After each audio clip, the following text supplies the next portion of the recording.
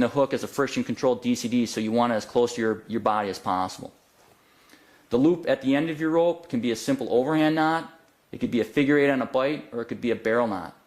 This allows you to attach your carabiner for victim rescue. Now you could keep it pre-attached if you wanted to. I keep mine separate, attached to my belt, because I deploy a couple different techniques for victim rescue, and it keeps my position I want to be in. So I want the victim facing me, and I want to be facing the victim. The first step, guys, is to come in, pull out the lead end of your system. I'm going to clip into my belt or harness, lock off, if it isn't already pre-attached. And then again, I want to close up this gap between the top of the DCD and the hook. Remember, I want this hook as close to my body as possible. Step 2 then is to come in and pull out the terminal end of your system. Really, if you're only going down 2 floors and you've got a 50-foot system, I'd recommend that you take all the rope out of your bag or pocket and just drop it on the ground. That's probably your best bet. Take the carabiner and clip it to the end of your terminal end of your rope if it isn't pre-attached. Obviously, having your system pre-attached to your escape belt or harness, having the secondary carabiner pre-attached to your terminal end is definitely going to make this operation faster and more efficient. I want to start on the victim's left, my right, the same side where the rope is. Come around their back. Again, if it's a firefighter, go underneath their SCBA backplate, as we've shown you in previous videos. Come to the front, lock it off. You want that bite on a carabiner mid-line, directly in the center line of the victim. Now, here's the critical part. And you get a close-up on this. This is why having a handle or a cavity or a hitching slot in the hook is critical. You're gonna hold the hook just like I have it here. First of all, I like to have it so it's coming off on my right, holding it in my left hand. I want to make a bite of rope, come underneath the hook. I want to hold tension on the end that's toward the victim. Feed out what you need on the rope that's coming to the ground. Come over the top, and then tension off at this point. I don't want any more than 6 to 12 inches from the top of the hook to the victim. The reason for this is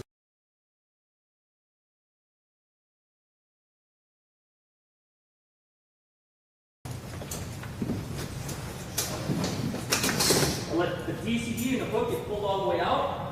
Now I lower the victim, the hook is within reach. Squat down, stand up. This allows me to release the hook. I come to the DCD, give myself the clearance that I need to bail out. On the leg. I roll out, slack the leg.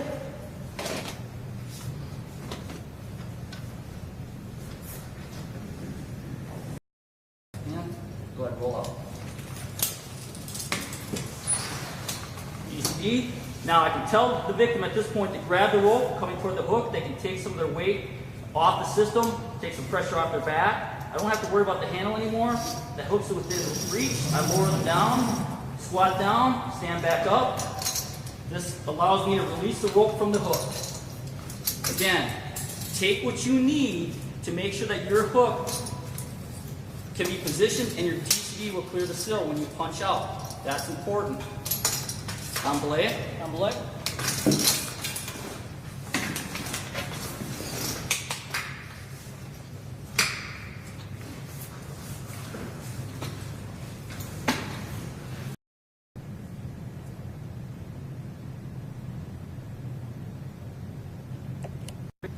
And you're ready to go for time, you call it. 3, 2, 1, go.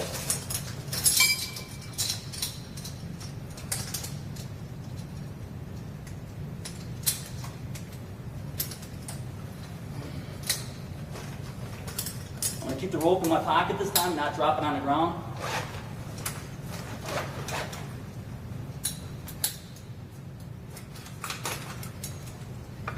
Stay tight. Okay, roll out. 30 seconds.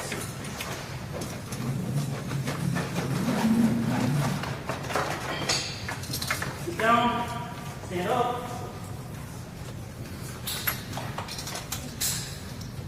Clearance, embelay.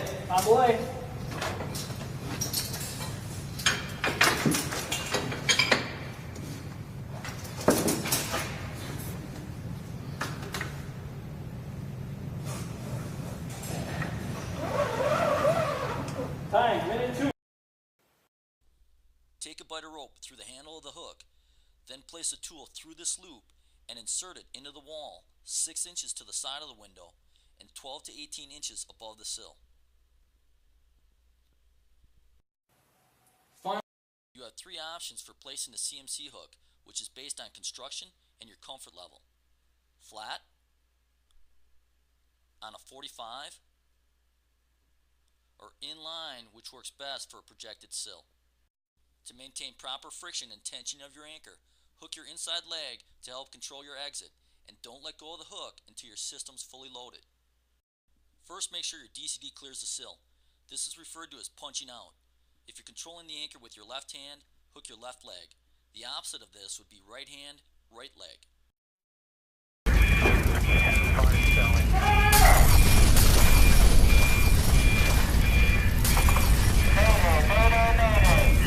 Performing immediate egress. Try to side window. Flip to side chopper.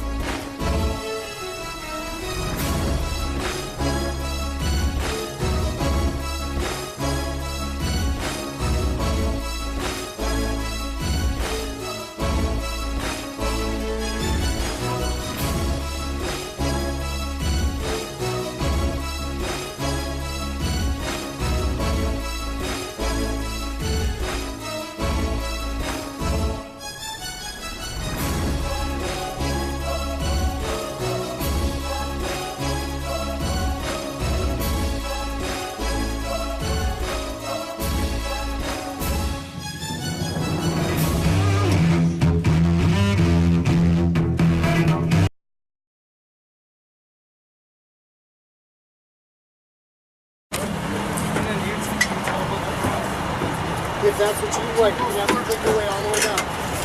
Otherwise, Anytime you can stop your movement.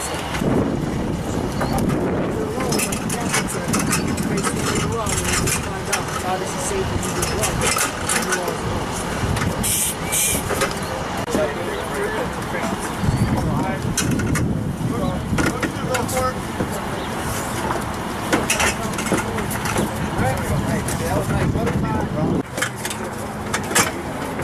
Good. See what he did?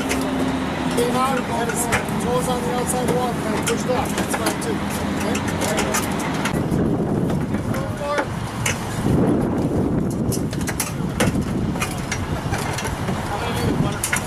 Go for it.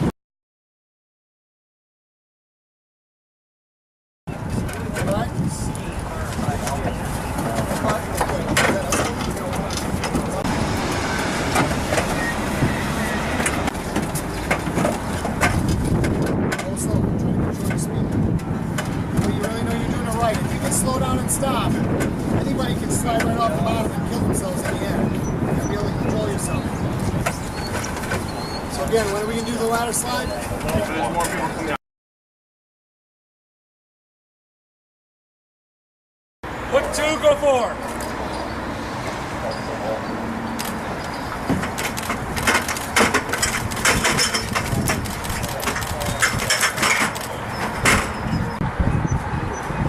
Butterfly, legs to the right.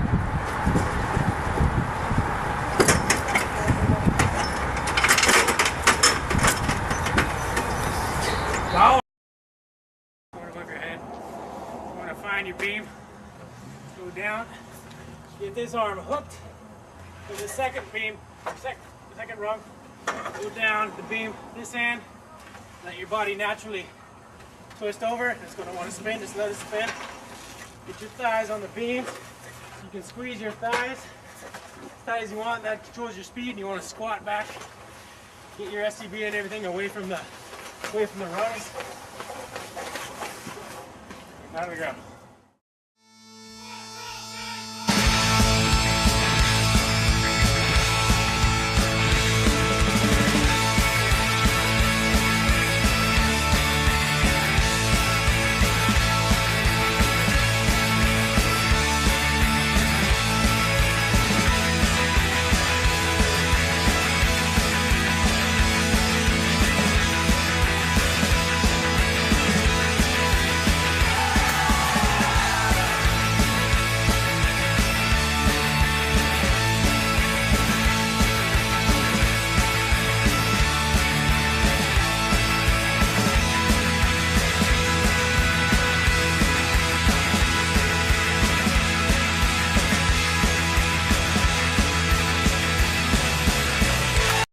Similar to a lot of the other hasty harnesses.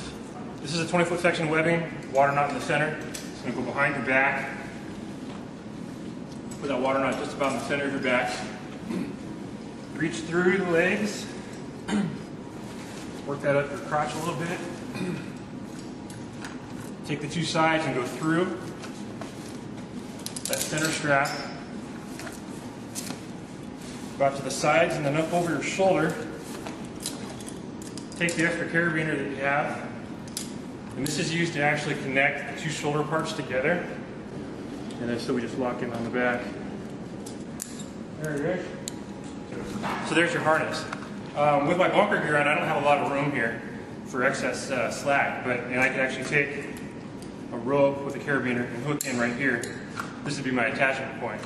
So we have a full body harness, positive contact in the front, positive contact in the back. You can be inverted and you're not going to fall out of this harness.